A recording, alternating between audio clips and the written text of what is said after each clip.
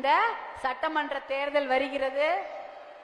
உங்களுடைய அண்ணன் அன்புமணி நல்ல நல்ல திட்டங்களை வைத்திருக்கிறார். வேளாண் துறைக்கு மட்டுமல்ல, பெண்கள் பாதுகாப்பு, பெண்களுடைய மேம்பாட்டுக்காக நல்ல நல்ல திட்டங்களை வச்சிருக்கிறாரு. அதனால நீங்க எல்லாம் மருத்துவர் அன்புமணி அவர்கள் பின்னால் ஆதரவாக அன்பாக இருக்க வேண்டும் என்றுதான் கேட்டுக்கொள்ள இன்னைக்கு வந்திருக்கிறேன். மருத்துவர் அன்புமணி உங்களுக்காக தான் வேலை செய்ய தயாரா இருக்கிறார். நல்ல திட்டங்களை செயல்படுத்த தயாராக இருக்கிறார். நீங்கள் அவரோடு இருக்க வேண்டும். நீங்க அவரோடு இருந்தீங்கன்னா அவரால் இன்னும் நிறைய திட்டங்களை கொண்டு வர முடியும். இது மிகப்பெரிய தேர்தல் வர இருக்கிறது. நல்ல கூட்டணி அமைந்திருக்கிறது. நிச்சயமாக மிகப்பெரிய நாம் வெற்றி பெறுவோம். நல்ல திட்டங்களை நம்மால் இந்த மாவட்டத்திற்கு கொண்டு வர முடியும் என்பதுதான் இந்த நேரத்தில் நான் தெரிவித்துக் கொள்கிறேன். நீங்க எல்லாம் யார் பின்னால் இருக்க வேண்டும் என்பதை முடிவு செய்து கொள்ளுங்கள். உங்களுக்காக உழைக்கக்கூடிய ஒழுக்கமான நபர்கள் பின்னால் நீங்கள் இருக்க வேண்டும். உங்களுக்காக உழைக்கக்கூடியவர் மருத்துவர் அன்புமணி.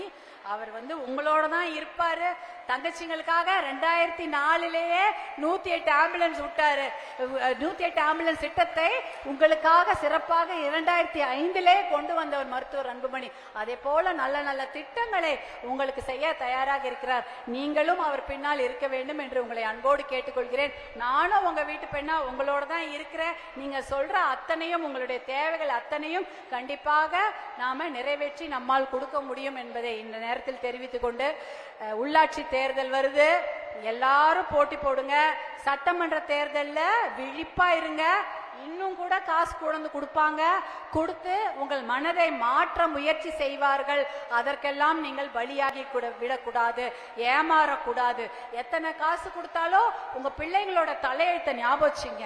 நம்ம பிள்ளைகளை அவர்கள் தான் மதுவை ஊற்றி கெடுத்தார்கள் என்பதை நினைவில் வைத்துக் கொள்ளுங்கள். எத்தனை காசு கொடுத்தாலும் அவர்கள் செய்த அந்த தவறை மன்னிக்கவே கூடாது, இல்லையா? 5000 இருக்கட்டும், இல்லை என்ன ரூபாவா இருக்கட்டும், எவ்வளவு ரூபாவாக அவர்கள் கொண்டு வந்து கொடுத்து உங்கள் மனதை மாற்ற முயற்சித்தாலும் பிள்ளைகளுக்கு மதுவை ஊற்றி கொடுத்து கெடுத்தவர்கள் அவர்கள் என்பதை நினைவில் வைத்துக் கொள்ளுங்கள். அவர்களுடைய மருத்துவர் அன்புமணி பின்னால் நீங்கள் எல்லாம் ஒற்றுமையாக ஒரு அக்கா தங்கச்சியாக நீங்கள் எல்லாம் இருக்க வேண்டும் என்று கேட்டுக்கொண்டு, இந்த உள்ளாட்சி தேர்தலில் எல்லோரும் போட்டி போட்டு நல்ல வார்டு மெம்பர், கவுன்சிலர் எது வேணாலும் ஆகலாம். எல்லாம் தெளிவா இருக்கீங்க, படிச்சிருக்கிறீங்க. உங்க உள்ளாட்சி தேர்தலில் நீங்கள்லாம் வார்டு மெம்பர், கவுன்சிலராக ஆகி உங்க பகுதிக்கு நல்லதை செய்து கொள்ள வேண்டும் என்று கேட்டுக்கொண்டு, இவ்வளவு நேரம் பொறுமையாக ஒருத்தர் கூட எழுந்தே போல பொறுமையாக உட்கார்ந்து என்னுடைய பேச்சை கேட்ட அன்பு சகோதரிகளுக்கு என் மனமார்ந்த நன்றியை தெரிவித்துக் கொள்கின்றேன். மிக்க நன்றிமா. நன்றி.